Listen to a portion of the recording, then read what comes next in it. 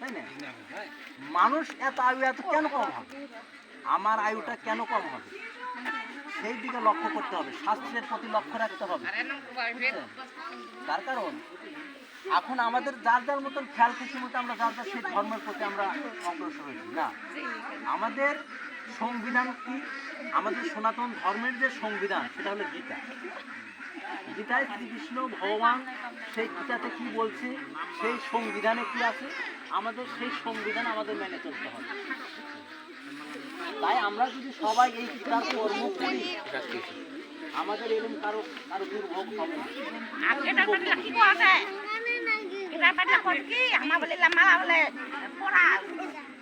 মরা গাছের মাটি কিনেছি হবে, মা বলে কৃষ্ণর বলে নাম করবানি হবে, কৃষ্ণর বউ কি রাধা আর কৃষ্ণর বউ বলে আলাদা। আও না বোকাছে নুকরা কোটা কোনটা আজ পছন্দরা কইল আর যেই সেরা আর বোকাতে বলে কত মিউলা কমানি পাম কহেন না, আমরা তোমার কানি না করি, তোমরা খালি আমার নিন্দা করি আছে, আমার যেটা ভালোবাসি সেটা করি, তোমার যেটা ভালোবাসে সেটা করো। শোনে, এটা হচ্ছে শোনো, ব্যক্তিগত জিনিস না। গীতার মধ্যে সব আলোচনা আছে, গীতার মধ্যে তো সব পাওয়া যায়, ওটা ওরা বললেই কি না। উনি শোনেন, এখন বর্তমান মানুষ সবাই শিক্ষিত, সবাই সবকিছু দেখতে পারে। এক সময় মানুষ শিক্ষিত